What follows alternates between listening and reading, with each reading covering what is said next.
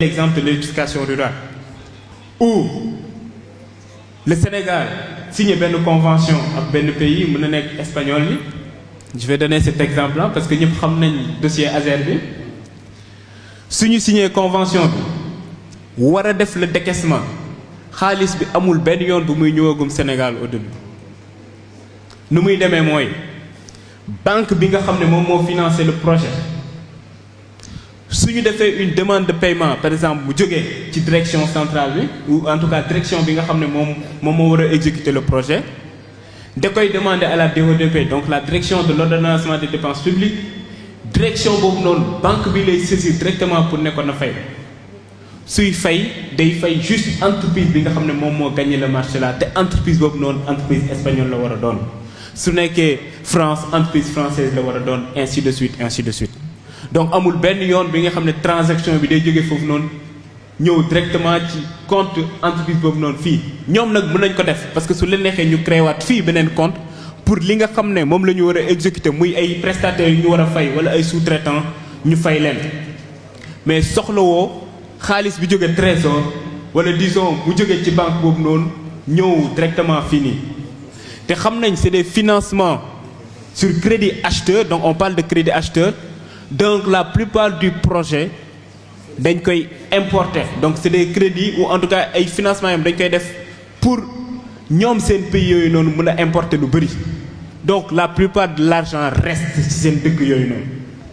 donc yow soo yoree un pays pendant 12 ans d'exécuter un projet ou en tout cas financement projet yu mag yi nga amoo yëpp nga gis ne c'est financé sur crédit acheteur ba pare xamoo ne banque bi suy fay day fay directement entreprise bi si dëkk boobu noonu c'est très grave donc c'est pour vous dire que suy wax lu mel noonu économistes yëpp di ko déglu ñi nga xam nañ ni ñuy exécuter ay projet di ko déglu donc au-delà de se décrédibiliser au Sénégal bu jóge fii mais au niveau international aussi mu ngi décrédibiliser boppam. Alors, tay suñ fi ñëwé aussi duñu mëna def suñu exposé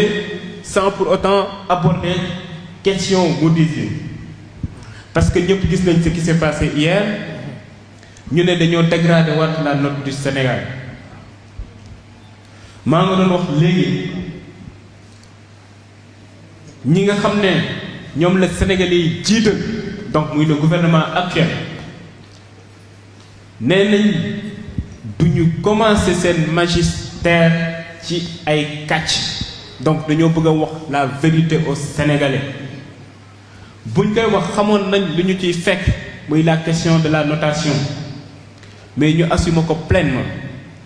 parce que ba léegi lu situation bi métti kenn déggul ne am na ay salaires yu ñu fayut ñu ngi continuer di fay ay salaire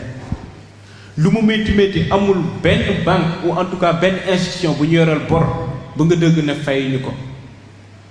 ñu ngi nekk di fonctionner à titre de rappel bu Macky Sall di jël ce pays là suñu amoon 100% en termes de recettes fiscales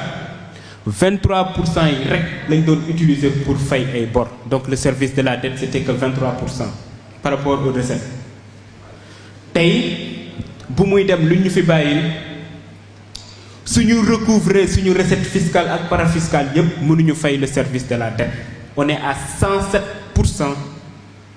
du ratio en tout cas li nga xam ne moom moo nekk le service de la dette par rapport aux recettes fiscales donc xam nañu situation métti na lool mais ba léegi kenn déggul ne fay ñu salaire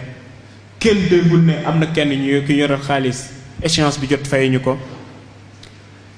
kenn déggul ne aussi ñu ngi nekk di yokk prix ceeb bi au contraire dañoo nekk di ko wàññi muy ceeb bi muy mburu bi muy leneen ak leneen donc c'est pour vous dire que ñoom assumé nañ ko pleinement mais ñi di continuer aussi di doxal Sénégal comme ça se doit ñëpp xam nañ ne nag situation bi métti na te xam nañ fan la jógee alors loolu noonu su amee mu am ay nit yi nga xam ne gis nañ aussi effort yi nga xam ne moom la gouvernement bi nekk di def ba jëlee le déficit budgétaire plutôt à 14% wàccee ko actuellement à moins de 8% donc presque le double de déficit bu mu nekkoon ñu wàccee ko presque de moitié disons presque de moitié yemoon ci mettre en place donc ay réformes pour vraiment changer cette situation-là. Et léegi maa ngi doon wax par exemple la situation des financements sur ressources extérieures nga xam ne déficit bi duñ ko doon nëbbee c'est à travers ces projets-là parce que lu ñu doon def mooy lan à chaque fois su ñuy def la loi des finances dañ doon def juste benn ligne naan ligne bii moom mooy li nga xam ne moom la ñu def war a def les tirages sur ressources extérieures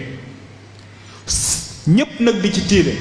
muy Azer muy Senelec muy keneen ak ñeneen ñëpp di tirer ci ligne boobu noonu ce qui implique que suñu dépasser en termes de tirage ligne boobu noonu duñu dellu ci à l'Assemblée nationale pour dire que en fait li ñu leen waxoon ci déficit ëpp na dañuy continuer di doxal noonu gouvernement bu mu ñëwee ñu ne duñu doxalee noonu les tirages sur ressources extérieures dañ koy planifier chaque direction dinañu wax moom lan la fas yéene tirer ci année bii nii duñ ci yem suñu def la loi de finances aussi dañuy wax exactement en termes de tirage ñaata la war a doon mais dinañ annexer aussi direction bu nekk lan la fas yéene tirer ministère bu nekk lan la fas yéene tirer en dépit de tout ça ñu réussir à faire descendre le déficit budgétaire à moins de 8% te mbëbët bi ci loi de finances initiale bu 2026 bi c'est être à 5% de déficit budgétaire yemuñ ci ñu présenter un plan de redressement économique utilisé sans pour autant nga endetté wu pour mobiliser l'équivalence d'une année budgétaire donc près de 6 000 milliards ne du ma lebi fii nii laa koy jëlee ci dëkk bi yemoo ci présenté ko nga commencé tout de suite di def ay réformes réformer le code général des impôts commencé def ay panoplie de lois yu jaar assemblée nationale muy ci côté numérique bi muy feneen ak feneen fi nga xam ne jàpp nga ne mën nga fa jëlee xaalis tout de suite sans pour autant nga endetté wu commencé di doxal loolu ñëpp di ko gis ñu jóge fële na la ne non non dañuy dégrader waat sa note te nag contexte bi moo gën a grave parce que on parle de contexte c'est tey nga jógee ci forum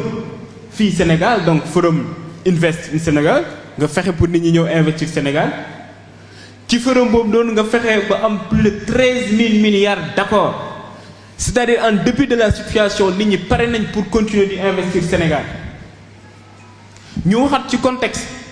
ñu ne la semaine bii di ñëw la FMI war a réunir pour wax dina amaat beneen programme ndax dina amaat beneen programme ak Sénégal yow nga ne ci même période bi da ngay dégrader waat la note du Sénégal xam nga loolu noonu grave au même moment soo xoolee un pays comme la France actuellement ñëpp xam nañ situation bu métti bu ñuy dund France tey en termes d'endettement ils sont à 114% de leur PIB en termes d'endettement soo xoolee seen déficit budgétaire c'est à 5,8%. tey ba léegi France mënul am un gouvernement mënul am budget saa yu demee assemblée nationale ñu rejeté budget bi donc ñëpp xam nañ c'est compliqué foofu noonu bu ñu waxee Moody's pour mu jox ko note dafa bañ Sénégal soxlawul mu jox ko note actuellement mu dem jox ko note donc c'est pour vous dire que su ñuy wax souveraineté xam nañ c'est une souveraineté vis-à-vis de toutes ces institutions là waxuñu nag ne duñu collaborer ak ñoom mais dañuy wax suñuy collaborer ak ñoom c'est pour ñoom duñu wax fan la ñu war a xoolee ñun ñoo bëgg a définir suñu politique ñun ñoo xam lan la peuple di xaar ci ñun xam nañ lan mooy mbëbëtu sénégalais yi te foofu la ñu bëgg a jëm ak ñoom mais pas fi nga xam ne foofu la institution Bretton Woods wala ñeneen ak ñeneen bëgg ñu jëm muy lan muy ci côté énergie bi ngeen supprimer les subventions muy libéraliser à outrance votre économie muy leneen ak leneen li nga xam ne loolu la ñu bëgg ñun ñu def ko te ñun duñ ko def ñun suñuy wax souveraineté mooy à chaque fois suñuy jël décision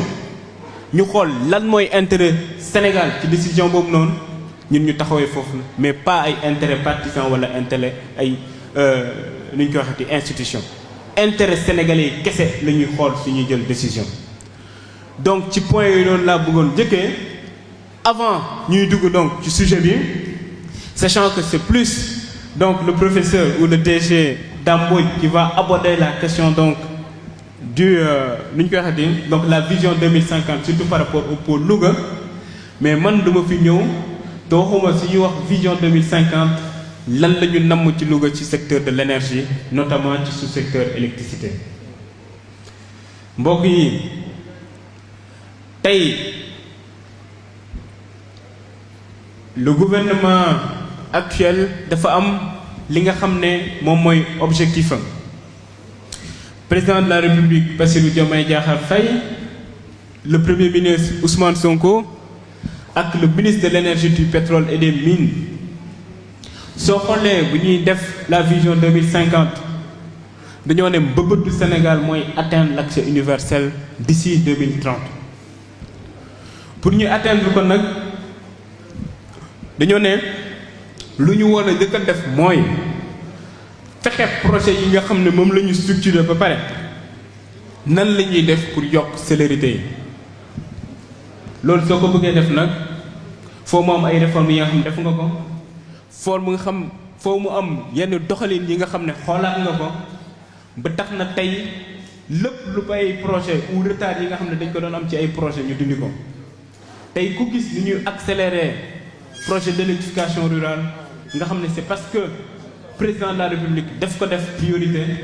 c'est parce que le premier ministre daf ko def priorité, mais c'est parce que le ministre de l'énergie, du pétrole et des mines aussi daf ko def priorité. Donc l'idée c'est de finaliser tous ces projets-là, mais aussi structurer waat localité yi nga xam ne ba léegi inscrire ñu ko ci ay projets. Donc localité yooyu noonu yëpp nga fexe inscrire leen ci ay projets pour d'ici 2029 nga mën a atteindre ce objectif. Tey ñu ngi Louga, région de Louga, en termes de chiffres, c'est plus de 3300 localités. Quoi localité, c'est village et hameau. Ci 3300 localités, à peu près 1082 localités rek ñom ñoo ci am courant. C'est-à-dire à peu près 32% des localités rek ñom ñoo amagum courant. Depuis que le Sénégal nekké Sénégal ba légui. Donc c'est pour dire que le gouvernement actuel a la responsabilité historique d'électrifier le double de li nga xam mom la nit ñi électrifier jusqu'ici au niveau de Louga pour ñu mën faire atteindre l'accès universel. Ci loolu noonu actuellement on a plus de 500 localités yi nga xam ne ñu ngi nekk en cours yi ñu nekk di exécuter, mais on a aussi près de 1700 localités yi nga xam ne dañ leen war a structurer ci ay projets yu bees. Ce qui a changé ci structuration projet yooyu noonu mooy léegi dañuy structurer les localités par pôle suñ koy électrifier. C'est-à-dire du ñu jàppati def benn projet bi nga xam ne c'est pour électrifier disons tout le Sénégal, c'est-à-dire région yëpp, mais dañuy ñëw par exemple ci pôle Diourbel Louga ñu xool ñaata localité ñoom ñoo fi des à électrifier, ñu xool ban technologie moom moo gën a adapté pour chaque localité, et puis sur cette base-là ñu def le nombre de projets yu war a am dans cette localité pour mën a aller très vite ou pour mën a gaawantu électrifier toutes les localités balaa 2030. loolu la ñu nekk di def actuellement te du ñuy yem ci électrifier localités yooyu noonu, mais à chaque fois dañuy xool yan potentialité la am ou ñoom ñoo am ci localité ou en tout cas ci pôle boobu noonu su ko defee pour chaque projet mu am benn montant bi nga xam ne dañ ko alloué aux activités génératrices de revenus dans cette localité. loolu mooy vision président de la République. Donc su ñuy wax vision par pôle mooy pôle bu nekk ñu xool lan mooy potentialité am ñu ñuy xool nan la ñuy accompagner ce pôle-là pour mën a développer ce potentiel-là ou ces potentialités-là. Direction boo dem nag ci loolu la nekk tey soo demee donc ci sous-secteur électricité nuñ ko fas yéene matérialiser mooy donc structurer les projets par pôle, et pour chaque pôle suñu inscrire localité yépp yi nga xam ne dañoo war a nekk ou dañ leen war a électrifier mu am benn montant bi nga xam ne dañ ko alloué aux activités génératrices de revenus, c'est-à-dire structurer ay projets yu bees pour mën a vraiment booster donc secteur bi nga xam ne moom moo fa gën a am doole ci localité yooyu à travers le même projet. Duñ ci yem matérialiser aussi le transfert de compétences dans la même localité, c'est-à-dire pour chaque projet bi nga xam ne ñu ngi ko nekk di exécuter ci localité boobu noonu ñu am ay jeunes yi nga xam ne dañ leen di recruter à travers l'alternance, c'est-à-dire ñuy dem école di dem entreprise. Donc toutes les entreprises yi nga xam ne ñu ngi exécuter ce marché-là ñu ngi ci ñoom dañ leen di wax pour mu am ay jeunes yi nga xam ne dañ leen recruter donc di leen former su ko defee yow transfert de compétences bi matérialiser ko nga tout de suite à travers l'alternance. Donc pour chaque projet, au-delà de dire que di nga électrifier